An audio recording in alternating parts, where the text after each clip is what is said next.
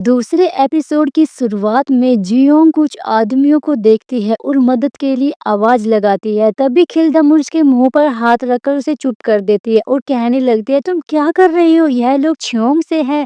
अगर इन्होंने हमें देख लिया तो यह हमें भी अपने साथ ले जाएंगे। इसके बाद वह दोनों छिप कर जाने लगती है। तभी एक सैनिक उन्हें देख लेता है, जिसके बाद उन्हें जेल में डाल दिया जाता है। जिन पर वह चिल्लाते हुए कहने लगती है, तुम लोग गलत कर रहे हो, यह एक क्राइम है, हमें यहाँ से बाहर निकालो। खिलदम उसे शांत करने की कोशिश करने लगती है। वहां बैठी और सभी लेडीजों में से एक लेडीज कहने लगती है, तुम दोनों चुप हो जाओ, हमें भी यहाँ पर जबरदस्ती लाया गया है। दूसरी लेडी तो कहने लगती है कि तुम दोनों अपना मुंह बंद रखो, नहीं तो मैं तुम्हारा मुंह बंद कर दूंगी। जियोंग दरवाजे पर लगे लोग को देखने लगती है कि जेल तो पुराने विलेज जैसी लग रही है। इन औरतों के कपड़े भी पुराने जमाने जैसे हैं। यह सब सोचकर तो उसका दिमाग ही खराब हो जाता है और वह खिलदम से पूछने लगती है, क्या हम सच में जोशनेरा में हैं? खिलदम कहने लगते हैं, हाँ, मैंने आपसे कितनी बार कहा हम जोशनेरा में हैं। यह सुनकर जोंग फिर से चिल्लाते हुए कहने लगती है कि मुझे बाहर निकालो, मैं कहीं और से आई हूँ। तभी उसकी आवाज सुनकर वहां पर सैनिक आ जाते हैं और उन दोनों का मुंह बंद कर देते हैं। जियोन याद करती है कि उसके साथ क्या-क्या हुआ था। वह सोचने लगती है, सच में मैंने टाइम ट्रैवल किया है। इसका मतलब वह सच कह रहा था कि वह वो राजा है। वो यह भी याद करती है कि उसने लियोन के साथ कैसा बर्ताव किया था। तभी वहां पर कुछ सैनिक आकर उन सबको बाहर ले जाने लगते हैं। तभी खिलदम उनसे पूछने लगते हैं, हमें कहाँ लेकर जा रहे हो? और इसके बाद हम देखते हैं कि गवर्नर का बेटा इयोन हुक वहां लाई गई सभी लेडीज का सिलेक्शन कर रहा होता है। जिसकी उम्र कम थी उन्हें महल में राजा के लिए जाना था और दूसरे ग्रुप में जिनकी कम उम्र ज्यादा थी वह उन्हें टाल रहा था। जैसे कि जियोंग का नंबर आता है तो वो उसको अपनी उम्र उसकी उम्र पूछता है तो वह अपनी उम्र 27 साल बताती है। तो 27 साल बताकर महल जाने वाले ग्रुप की ओर बढ़ती है। तो योन उससे कहने लगता है कि दूसरे ग्रुप में जाओ, तुम्हारी जवानी ढल गई है। जियोंग हैरानी से पूछने लगती है, क्या हुआ? तो योनूप का असिस्टेंट से साइड करते हुए कहने लगता है कि सुनाई नहीं दिया, तुम अब जवान नहीं रही। इसके बाद जैसे ही खिलदम का नंबर आता है वह जानबूझकर कहने लगती है, मैं छोटी नहीं हूँ, मेरी उम्र 30 साल है। यूनुक का असिस्टेंट कहने लगता है, साफ पता चल रहा है तुम 17 साल की हो। लेकिन यूनुक उसको ज्यादा उम्र वाले ग्रुप में डाल देता है और जियोंग को वह बहुत खुश होती है। इसके बाद यूनुक का असिस्टेंट सबसे कहने लगता है, कम उम्र वाली लड़कियां जाकर तैयार हो जाओ और ज्यादा उम्र वाली ग्रुप किचन में जाकर खाने की तैयारी करो। वहीं दूसरी तरफ सैनिकों को नदी के पास जियोंग का स्कार्फ मिलता है, जिसे सियोंग ली होन को दिखाता है। उसे देखते ही ली होन को याद आता है वो तो उसके बालों में देखा था। शिवहोक से पूछता, कोई और सुराग भी मिला है क्या? तो शिवहोक उसे बताता है, सैनिकों के पैरों के निशान मिले हैं, शायद उन्हें भी गवर्नर हांग के ऑफिस ले जाया गया है। लियोन तो हंसते हुए कहने लगता है, वह तो खुद ही हमारी कैद में आ गई। वह सभी गवर्नर के ऑफिस जाने के लिए निकल जाते हैं। अगले सीन में सब लोगों को किचन में लाया जाता है।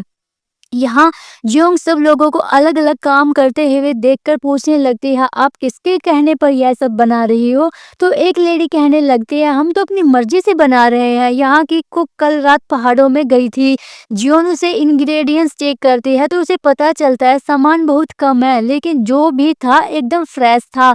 तभी वहां पर यूनो का असिस्टेंट आकर बताता है, कुछ शाही लोग आ रहे हैं, अगर हमने उन्हें अच्छा खाना नहीं खिलाया तो बहुत बड़ी मुसीबत आ सकती है, इसलिए जान लगाकर मेहनत से खाना तैयार करो। जियोंग कहने लगती है, यह तो नाइंसाफी है, हमें चुना ही नहीं गया तो हमें वापस घर क्यों नहीं जाने दे रहे? असिस्टेंट उसे कहने लगता है, मुंह बंद करो और एक दो कोड़े पड़ेंगे तो अकल ठिकाने आ जाएगी। जियोंग कहने लगती है कि अच्छा चलो ठीक है, अगर हमने अच्छा खाना बना दिया तो तुम हमें यहाँ से जाने दोगे? असिस्टेंट कहने लगता है, ठीक है, मैं इस बारे में सोचूंगा। जियोंग उससे कहने लगती है, तो हमें यह बताओ, आज जो मेहमान आने वाले हैं उन्हें क्या पसंद है और उन्हें किसी चीज से एलर्जी तो नहीं है? असिस्टेंट कहने लगता है, मुझे क्या पता, अब क्या वो पता करूं जो तुम चाहती हो? इतने में ही वहां पर इयोक आकर जियोंग से कहने लगता है, तुम कौन हो? तो जियोंग उसे कहने लगती है, मैं एक कुक हूँ, सब लोग यहाँ पर नए हैं और यहाँ पर सारे इंग्रेडिएंट्स भी नहीं है, अगर इसमें कोई गलती हो गई तो क्या? लोग उससे कहने लग जाए कि तुम काफी बेबाक लड़की हो, बताओ तुम क्या जानना चाहती हो? जियोंग उसे भी मेहमानों को लेकर वही बातें सवाल पूछती है। यूनुक उससे कहने लगता है, ठीक है, मैं तुम्हें सब कुछ बता दूँगा, लेकिन तुमने तय वक़्त पर उनकी पसंद का खाना नहीं बनाया और अगर उन्हें खाना पसंद नहीं आया तो तुम्हें अपनी जान देनी होगी। जियोंग अपनी भी एक कंडीशन रखती है, वह कहने लगती है, अगर मेहमानों को मेरा बनाया खाना पसंद आ गया तो आपको आज ही हमें सबको आज़ाद करना होगा। यूनुक भी इसके लिए हाँ कह देता है। उसके बाद करने के लिए एक साइड ले जाता है। वो उसे बताता है कि आज के मेहमान इस इम फैमिली से हैं। इम फैमिली के मुखिया इमो होंग सेकंड मिनिस्टर है और उनका बेटा सोंग जे चीफ रॉयल सेक्रेटरी है। उसकी शादी राजा की सौतेली बहन इशूक से हुई है। सोंग जी राजा के बचपन का दोस्त है और साथ में ही पला बड़ा है। छोंग का बहाना लेकर उन्होंने ना जाने कितने परिवारों को बर्बाद किया है। उन लोगों के सामने कितना भी अच्छा खाना रख दो वह उनमें भी कमी निकाल देते हैं। यह सुनकर चियोंग कहने लगते हैं, मौका अच्छा है, अब तो उन लोगों को समझाना ही होगा। इसके बाद चियोंग किचन में वापस आती है जहाँ सारी लेडीज उसके साथ देने के लिए एकदम तैयार थी। उन्होंने सारे इंग्रेडिएंट्स को भी एक जगह पर इकट्ठा करके रखा था। चियोंग सारी चीजें चेक करती है और सोचने लगती है, हमारे पास मेन डिश में सर्व करने के लिए तो कुछ भी नहीं है। लेकिन तभी उसकी नजर वहीं पास में रखे मीट के बड़े से टुकड़े पर पड़ती है, जिसे देखकर जियोंग खुश हो जाती है। तो खिलदे मुझसे कहने लगती है, आप यकीन नहीं करोगे लेकिन यह मीट मुझे एक जगह छिपा हुआ मिला। जियोंग भी उससे कहने लगते हैं कि तुम्हारी स्मेल करने की ताकत तो कमाल की है। जियोंग उन लोगों को बताते हैं कि आज हम लोग स्टेक बनाएंगे। उन लोगों को स्टेक समझ नहीं आता लेकिन वह सब जियोंग के कहने पर काम पर लग जाती है। उन सबको दूर से यूक भी देख रहा था। तभी उनका असिस्टेंट कहने लगता है, आपको लगता है क्या यह कर पाएंगे? तो यूं कहने लगता है कि उसकी बातों में सच्चाई थी। साफ दिख रहा था वह खाना दिल से बनाती है। फिर वो अपनी असिस्टेंट से अपनी बेटी म्योंग के बारे में पूछता है, क्या उसकी कोई खबर मिली? तो असिस्टेंट बताता है, छोटी मालकिन कुछ देर पहले ही अपनी नैनी के साथ गांव से निकल चुकी है। अच्छा होता आप उनसे मिलकर उन्हें खुद ही अलविदा कह देते। यूनुक उन्हें कहने लगता है, अब वह हमारे लिए मर चुकी है। वही जियोंग उस मीट को कट करती है तो वह बहुत ज़्यादा सख्त होता है। वह अपनी आंखें बंद करती है और अपने डैड की दिखाई हुई बुक को याद करने लगती है, जिससे उसे एक मेथड याद आता है और वह फ्रेंच बुक में भी मेंशन था, जिसका नाम होता है 100वीं सदी दे यानी धीमी आंच पर पकाना। वही दूसरी तरफ मांगजो अपनी सर्वेंट से पूछती है, इन फैमिली की क्या खबर है? तो वह बताने लगती है, शायद वह लोग गवर्नर ऑफिस पहुंच गए हैं। मांगजू कहने लगती है, चियोंग की वजह से अब गवर्नर हांग अपनी पोती को सरेआम घसीटते हुए देखेगा तो उसका घमंड से भरा हुआ चेहरा देखने लायक होगा। वही दूसरी तरफ जियोंग स्टेक बनाने की तैयारी कर रही होती है। पहले वो मीट को 4 टुकड़ों में काटती है, फिर उसे समुद्र घास में रैप करके उसे डोरी से बांध देती है। फिर वो एक पोट में पानी को बॉईल करके खिलदे में उसका ठंडा पानी डालने के लिए कहती है, जिससे वह टेम्परेचर को बैलेंस करती है और फिर आखिर में उसके अंदर मीट के पीसेस को पकने के लिए रख देती है। अगले सीन में हम रॉयल चीफ सेक्रेटरी सोंग को देखते हैं।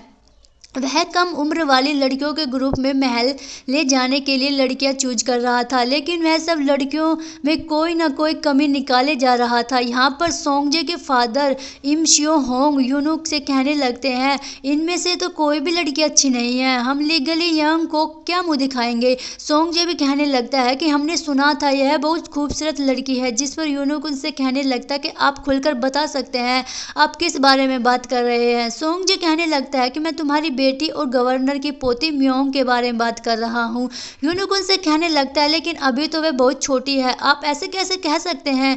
जिस पर सोंगजे कहने लगता है, यह छियोंग आखिर राजा के लिए ही तो किया जा रहा है। अगले सीन में हम देखते हैं सोंगजे और इम शियो होंग के लिए खाना लाया जाता है, जिसे देखकर इम शियो कहने लगता है कि इस खाने को देखकर तो ऐसा लग रहा है जैसे यहाँ पर भूखमरी फैली हो। सोंगजे भी खाने को बिना खाए कहने लगता है, हम यहाँ खाना नहीं खाएंगे। गवर्नर की तरफ से मेहमानों को सर्व किए गए खाने में उसी इलाके की खुशबू और संस्कृति होनी चाहिए, लेकिन यहाँ तो बस मीट के कुछ टुकड़े ही पड़े हैं। इनुक उन्हें बताने लगता है, कल रात हमारी कुक के साथ कोई प्रॉब्लम हो गई थी, इसलिए हमें नई कुक रखनी पड़ी, इसलिए हो सके हमें माफ़ कर दीजिए।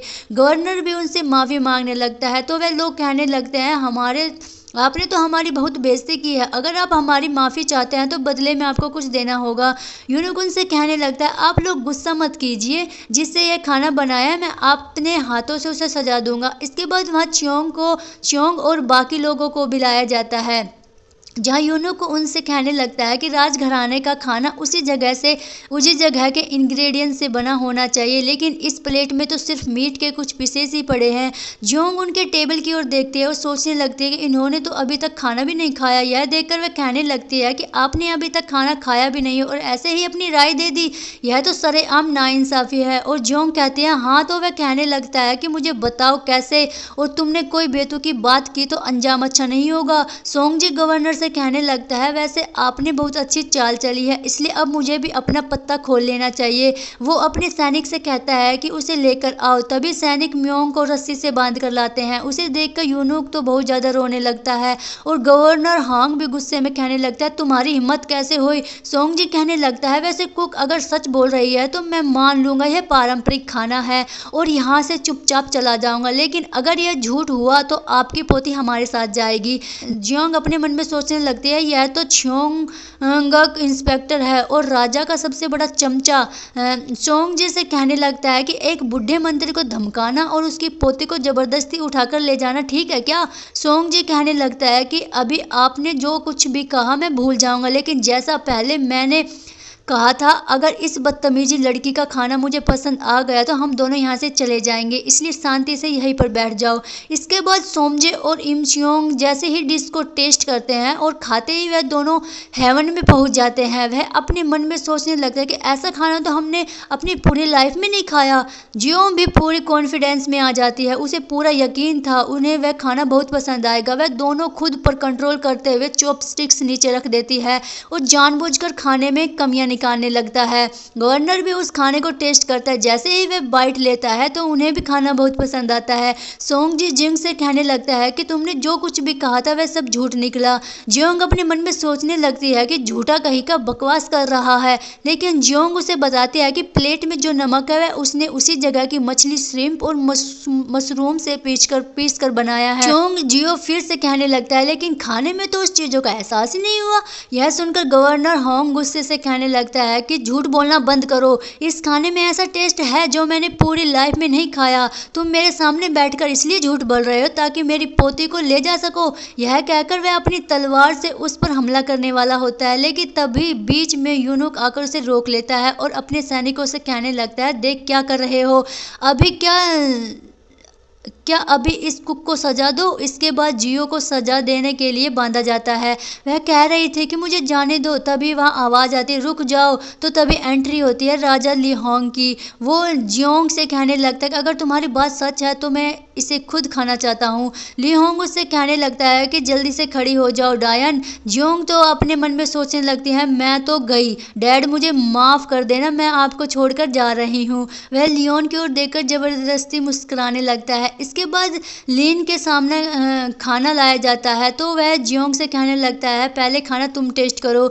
जियोंग ऐसा ही करते हैं और सोचने लगते हैं, अरे हाँ, यह तो जोसन का सबसे बड़ा खाने का शौकीन है, मतलब यह मुझे अच्छा फीडबैक देगा। जैसे ही लियोन खाने की एक बाइट लेता है तो उस स्टेक बहुत पसंद आता है। वह खाने की तारीफ करने लगता है और पूछने लगता है, आखिर तुमने इतना अच्छा खाना कैसे बनाया।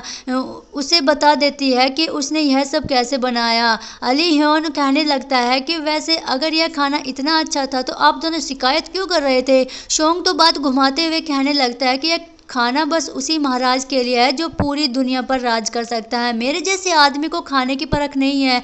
लियोंग जिन से कहने लगता है कि तुमने आज मुझे दोबारा अपने खाने से हैरान किया है, तुम सच में एक स्किल्ड कुक हो। वो जियोंग से उसका नाम और उम्र पूछता है। जियोंग अपना नाम और उम्र 27 साल बताती है। 27 साल सुनकर लियोंग उसे कहने लगता है, तुम इतनी बड़ी तो नहीं दिखती, वैसे तुम्हारा पति कहाँ है। जियोंग उसे कहने लगती है, अभी मेरी शादी नहीं हुई है। तो लियोन कहने लगता है कि इस उम्र में भी तुम्हारी शादी नहीं हुई है, यह तो बड़ी दुख की बात है, वैसे तुम कौन सी जगह से हो। जियोंग उसे कहने लगती है, वैसे आप यकीन नहीं करोगे कि मैं आज से 500 साल बाद वाली दुनिया से आई हूँ। यह सुनकर वह कहने लगता है कि मुझे अफसोस है, तुम्हारा दिमाग ठीक नहीं है, इसलिए मैं तुम्हें आज सजा नहीं दूंगा। जियोंग उसे कहने लगती है कि मुझे पता था आप मेरी बात पर यकीन नहीं करोगे, लेकिन मैं दूसरे एरा से आई हूँ जहाँ जोशन को कोरिया कहा जाता है। सोंगजे उसे चुप करते हुए उसकी जगह पर बैठने के लिए कहता है। जियोंग तो यही सोच रही थी अब उसे रिहा कर दिया जाएगा, लेकिन ली हान सोंगजे से कहने लगता है इस कुक को कैद करके कल महल में पेश किया जाएगा। जियोंग अपने मन में सोचने लगती है, मतलब यह लोग मुझे रिहा नहीं करने वाले, अब यह सब मेरा दिमाग खराब कर रहे हैं। सोंग लियोन से कहने लगता है गवर्नर होंग के पोते का क्या किया जाए। लियोंग उसे कहने लगता है गवर्नर होंग के पोते को भी कल महल में लेकर जाया जाएगा, उसकी तैयारी करो। जियोंग अपने मन में सोचने लगती है वह तो अभी बच्ची है, इन लोगों ने अभी गवर्नर होंग यहाँ कहा, यानी यह वही घटना है जिसमें खाप्स विद्रोही की चिंगारी जलाई थी। वैसे इसकी हरकतें भी बगावत वाली है, इसलिए मुझे कोई हैरानी नहीं हुई। लेह उन सब लोगों को जाने के लिए कहता है तो गवर्नर होंग छोड़कर सब लोग वहां से चले जाते हैं। लेहन उनसे पूछता है आप अभी तक यहीं पर है, आपको कुछ कहना है क्या गवर्नर। गवर्नर होंग कहने लगता है अगर उसके पिता जिंदा होते तो उन्हें आप पर बहुत शर्म आती है। सुनते ही शियोक अपनी तलवार गवर्नर की ओर कर देता है तो लियोन उसे तलवार नीचे करने के लिए कहता है। गवर्नर होंग गुस्से से कहने लगता है तुम्हारा राज्य छूट गया, प्रजा छूट गई, तुम बस औरतों के लिए पागल रहते हो, मंत्रियों की जान की कोई कीमत नहीं है। यही वजह है मंत्री तुम्हारी ओर देखते भी नहीं है, प्रजा तुम्हारे सामने सर तक नहीं झुकाती, आपको इस बात का एहसास भी नहीं है। लियोंग उसे कहने लगता है आज जब बात अपनी पोती पर आई तो आपको यह सब कुछ याद आ रहा है। गवर्नर होंग रोते हुए कहने लगता है इससे अच्छा तो आप मुझे मार डालो। लियोन उससे कहने लगता है कि अपने परिवार के लिए जाकर भी कुछ न कर पाने का दुख तुम्हें अब समझ आएगा। वो अपने मन में सोचने लगते हैं तुम्हें यह दुख लंबे वक्त तक सहना पड़ेगा, क्योंकि तुम्हारी वजह से मेरी माँ ने अपनी जान ली थी। और सैनिकों को बुलाता है, उन्हें कहने लगता है कि इसने राजा का अपमान किया है, इसलिए इसे उत्तर में ले जाकर कैद कर दो। वहीं दूसरी तरफ जियोंग और खिल्दम को जेल में बांध कर रखे हुए था। यह खिल्दम उसे कह रही थी जब राजा को आपके हाथ का खाना इतना अच्छा लगा तो सबको छोड़कर हमें यहाँ पर क्यों रखा है। जियोंग भी कहने लगती है कि मुझे क्या पता, कह तो यही रहा था, मेरा दिल ऐसा कर रहा है उस कमीनों के किक मार दूं, मुझे अपने घर वापस जाना है। खिल्दम कहने लगती है आपका घर कहाँ है। तो जियोंग उससे कहने लगती है अगर मैं तुम्हें बताऊंगी तो तुम भी मुझ पर यकीन नहीं करोगी, मैं 500 साल बाद के फ्यूचर से आई हूँ। यह सुनकर खिल्दम का मुंह खुले का खुला रह जाता है। तो जियोंग मुझसे कहने लगती है कि मुझे तो पता ही नहीं था, तुम मेरी बात पर यकीन नहीं करोगी। खिल्दम उससे कहने लगती है कि मुझे आपकी बात पर यकीन है, जब मैंने आपको पहली बार देखा तो मुझे ऐसी खुशबू आई जैसे मैंने पहले कभी स्मेल नहीं की हो, और आपने ऐसी डिशेस बनाई हैं जैसे हमने आज तक देखी ही नहीं। जियोंग उसे बताने लगती है मैं पेरिस से कोरिया जा रही थी, तभी कॉफ़ी गिरी, मैं उसे धोने के लिए बाथरूम गई थी, उसी बुक से कुछ लाइन रीड की और तभी कुछ जादू हुआ। और खिल्दम से कहने लगती है कि अभी मुझे याद आया मेरे पास मांगुन रोक नाम की एक बुक थी, लेकिन मुझे वह ढूंढकर अपने घर वापस जाना है। मैंने तुम्हारे पहाड़ी पर चलने के लिए कहा था ना, वहीं पर मेरा बैग और बुक है। दूसरी तरफ हम लियोन और सोंगजे को देखते हैं। सोंगजे उन्हें कह रहा था यहाँ बहुत सर्दी है महाराज, आप अंदर चलिए। लियोन उसे कहने लगता है कि यहाँ पर कोई नहीं है तो खुलकर बात करो। फिर वो दोनों अपने फैन से हंसी मजाक के साथ लड़ने लगते हैं और फिर बाद में बैठ जाते हैं। लियोन उसे कहने लगता है वो कुक जियोंग और उसके साथ वाली लड़की को छोड़कर 6 में चुनी गई सभी लड़कियों को छोड़ दो। शोंग जी कहता है और गवर्नर के पोते का क्या करना है। तो लियोन कहने लगता है कि उसे भी छोड़ दो, गवर्नर होंग के एक्साइल होने के बाद वैसे भी सरकारी नौकरी बन जाएगी, और वैसे भी मैं छियोंग इसलिए करता था ताकि अपनी माँ का बदला ले सकूं। सोंग जी कहने लगता है महाराज अगर आप अचानक से शोम करना बंद कर देंगे तो राजमाता को शक हो जाएगा, आप सभी अपनी माँ का बदला ले रहे हैं। लियोन कहने लगता है कि वह इतनी छोटी सी बात पर कभी ध्यान नहीं देगी। अगले सीन में हम देखते हैं कि यूनोक जियोंग और खिल्दम को छोड़ देता है क्योंकि उसने खाना अच्छा बनाया था, तो योग को अपना वादा पूरा करना था। अच्छा खाना बनाने के बदले उसकी रिहाई, तो वो जियोंग और खिल्दम को कुछ खाना देकर उन्हें पीछे के दरवाजे से भेज देता है। वहीं दूसरी तरफ शोंग ली जियोंग के आकर बता देता है कुक और उसकी साथी भाग गई है। वहीं दूसरी तरफ वो दोनों जा रही थी तो जियोंग खिल्दम से कहने लगती है तुम मेरे साथ उस पहाड़ी पर चलोगी ना जहाँ मैं रहती हूँ। खिलदम भी उसके लिए हाँ कर देती है। उसके बाद वे दोनों पहाड़ी पर पहुंच जाती है और बैग को ढूंढने लगती है। जिन बैग को ढूंढने के लिए पहाड़ी से नीचे देख रही थी, तभी खिलदम को उसे देखकर चीख मार देती है और जियोंग भी जैसे ही खड़ी होती है तो उसके पीछे लियोन को देखकर डर जाती है और गिरने वाली होती है, लेकिन तभी लियोन उसे गिरने से बचा लेता है। उसके बालों पर लगी एक फूल की पंखड़ी को निकाल देता है। इसके बाद जियोंग उसे बताने लगती है कि बस यहाँ पर अपना बैग लेने आई थी जो आपने तीर मारकर नीचे गिरा दिया था। लियोन अपने सैनिक से बैग उठाने के लिए कहता है, जिसे देखकर जियोंग बहुत खुश हो जाती है। लियोन उस बैग को लेकर कहने लगता है, तुम इसे ही ढूंढ रही थी ना। जैसे ही जियोंग हाँ कहती है तो लियोन उस बैग को फिर से नीचे फेंक देता है। यह देखकर जियोंग उसे गुस्से से कहने लगती है कि अबे तू खुद को समझता क्या है। लियोन कहने लगता है, जरा देखो तो फिर से मेरे साथ बदतमीजी कर रही है। जियोंग उसे गुस्से को कंट्रोल करते हुए कहने लगते हैं, महाराज मेरा बैग ला दीजिए, आप जो भी कहेंगे मैं वही करूंगी। यहीं पर सीन कट हो जाता है। अगले सीन में दिखाया जाता है जियोंग और खिलदम को कैद करके महल ले जाया जा रहा था। रास्ते में जाते हुए जियोंग ले जियोन से पूछता है, आप इस लड़के को महल क्यों ले जा रहे हो। तो लियोन उससे कहने लगता है, क्योंकि मैं इसे आसान मौत नहीं देना चाहता। वो पीछे मुड़कर जियोंग की ओर देखने लगता है तो जियोंग उसे देखकर गालियां देने लगती है। अगले सीन में हम माकुंजो को देखते हैं जो बैठी हुई याद कर रही थी। वह प्रिंस जैशो के साथ थी। वह उसे बता रहा था कि राजा लियोन किसी ने हमला किया था, लेकिन किस्मत अच्छी थी, उन्हें कुछ नहीं हुआ। यानी हम में से कोई गद्दार है। जो उसे कहने लगती है, यानी हम में से कोई अकेले काम कर रहा है। प्रिंस जेशियो से कहने लगते हैं, तुम्हें सावधान रहना होगा। राजा की सेवा में कोई कमी नहीं रहनी चाहिए, ताकि वह राज्य की व्यवस्था भूलकर मंत्रियों पर अपना गुस्सा निकाल रहे हो, अपनी माँ की मौत की गुत्थी सुलझाने में और भी ज़्यादा पागल हो जाए। माकेंजी भी कहता है कि आपको काम हो जाएगा। प्रिंस जेशियो उसे कहने लगता है कि मुझे पता चला है राजा किसी लड़की के साथ लौट रहे हैं। तो मोकंजू उसे कहने लगते हैं, वह जरूर गवर्नर की पोती होगी। जैसे वो कहने लगते कि वह जो भी है मेरे हाथों मरेगी। वही दूसरी तरफ वो लोग भी महल पहुंच जाते हैं। महल देखकर जियोंग सोचने लगता है कि यह तो असली महल है। मैं तो उस जगह पर आ गई जहाँ गवर्नर होंग की पोती रहती थी। इसका मतलब मैंने साबित रेटी पर्च को रुकवाया था। जैसे ही वे अंदर आते हैं, वो वहाँ मोकंजन का पहले से इंतजार कर रही थी। उसे देखकर लीन उसे गला लगा लेता है। उसे कहने लगता है कि माँ आपको कुछ दिखाना चाहता हूँ। वो उसे लेकर जियोंग केज के पास जाता है। उसे कहने लगता है, यह देखिए एक डायन जो एक अपराधी, लेकिन मैं इसे मौत की सजा नहीं दूंगा क्योंकि इसमें एक कमाल का टैलेंट है। मोकंजू से कहने लगती है कि महाराज किसी लड़के को खुद लेकर आए।